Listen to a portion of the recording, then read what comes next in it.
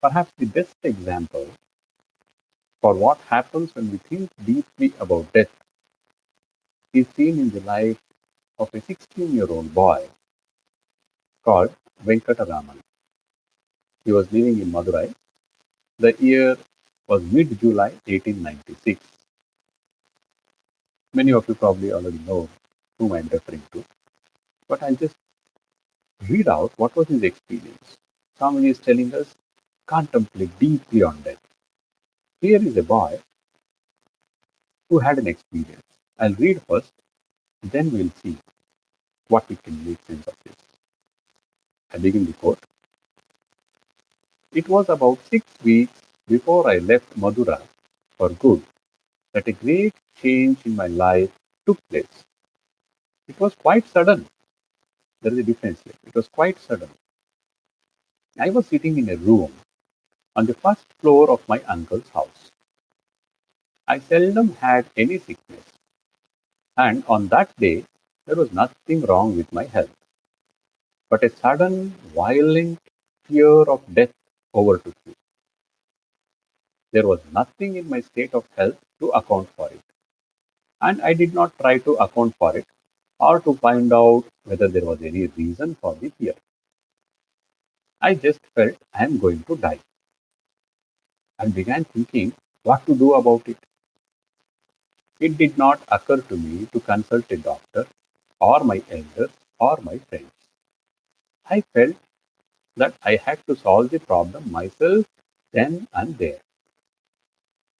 The shock of the fear of death drew my mind toward inwards, and I said to myself mentally, without actually framing the words, now death has come. What does it mean? What is it that is dying? This body dies.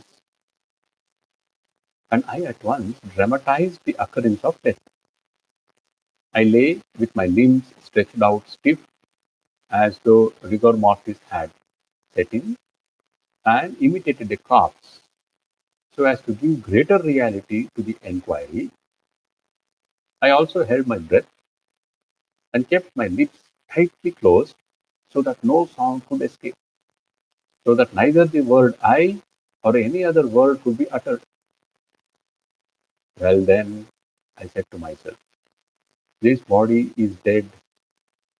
It will be carried stiff to the burning ground and there burnt and reduced to ashes. But with the death of this body, am I dead? Is the body I? It is silent and inert, but I feel the full force of my personality and even the voice of the I within me apart from it. So I am spirit transcending the body. The body dies, but the spirit that transcends it cannot be touched by death. This means I am the deathless spirit. All this was not dull thought. It flashed to me vividly as living truth, which I perceived directly, almost without thought process. Very important. Perception without thought. I was something very real, the only real thing about my present state. And all the conscious activity connected with my body was centered on that I. From that moment onwards, the I, or self, focused attention on itself by a powerful fascination. Fear of death had vanished once and for all. Absorption in the self continued unbroken from that time on. Other thoughts might come and go like the various notes of music, but the I continued like the fundamental Shruti note that underlies and blends with all the other notes. Whether the body was engaged in talking, reading, or anything else, I was still centered on I. Previous to that crisis, I had no clear perception of myself and was not consciously attracted to it. I felt no perceptible or direct interest in it, much less any inclination to dwell permanently in it.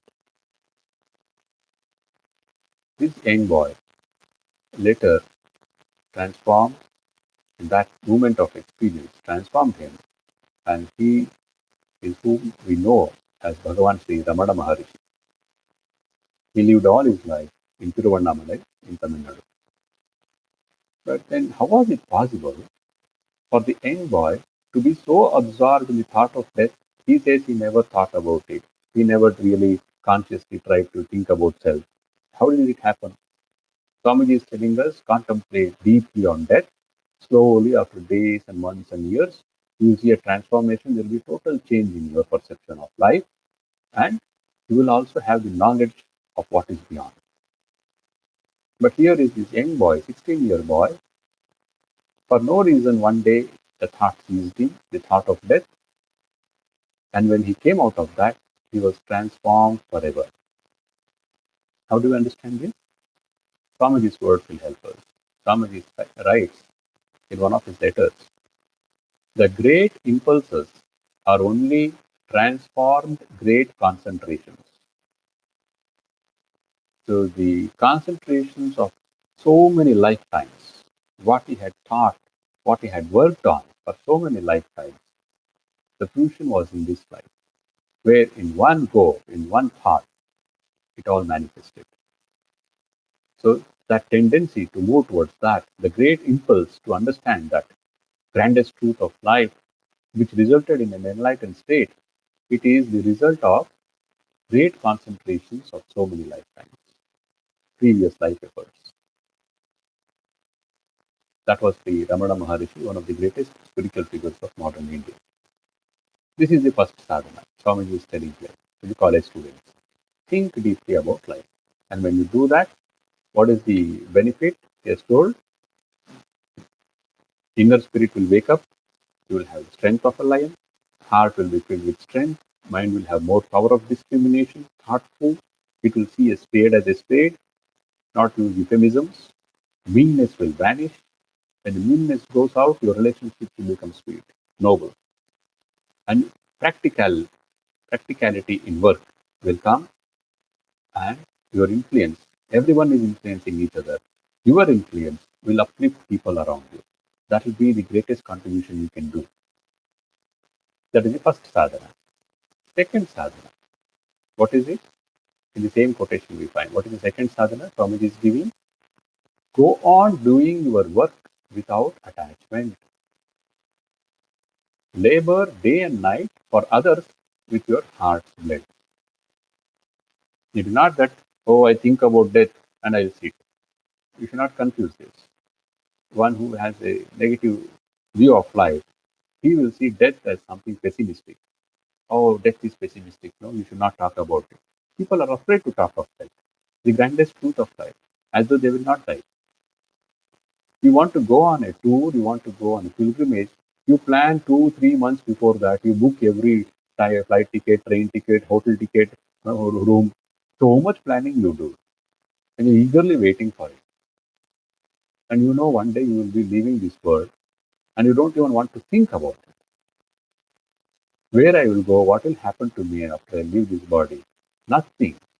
We live as though there will be no end. Even intelligent people, they don't want to think about death. They think it is something apshakun. To talk about death, they are afraid. Swamiji says, why? Why should you be afraid of the grandest truth of life? Oh, what is so grand about death? It helps you to discover yourself. How will it do? Just do what I am telling you. Think about death. Then you will see the world as it is. All these benefits will come to you. You will realize who you are. The deepest truths will manifest from inside you. Remember that another quote. Freedom, mukti in itself is nothing. What will happen to you when you have that as your motive is what matters. So when I know I am going to end, and I don't know when the end is coming, when I know this, immediately the present life, my perception of this life, the way I use this life, everything will change. So second sadhana, go on doing your work. You will do that, but you will continue to do your work. Wherever your life has positioned you, whatever is your duties in life, you will continue to do that without attachment. Because if you have attachment, you will cling to the hospital bed. I don't want to die. Pathetic way of dying. When you know you have to leave, you are not ready to leave. We hear of some patients who cling to the hospital bed. 90, 95, they cling. They say, no, I'm not ready to go.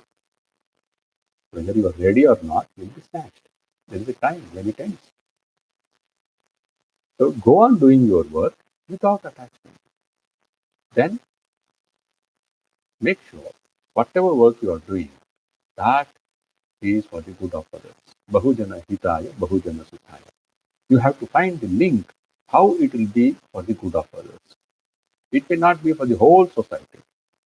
The people around you, include more people into that group. Expand that group. Expand your concern. Expand the way you can touch and uplift the people around you. That each one can do. You don't have to be a spiritual person for that. Wherever you are, whatever work you are doing, you can contribute to uplift people around you. What will be the result? Swamiji says, you will have more happiness. He's telling college boys, you will have more happiness than possessing a full treasury.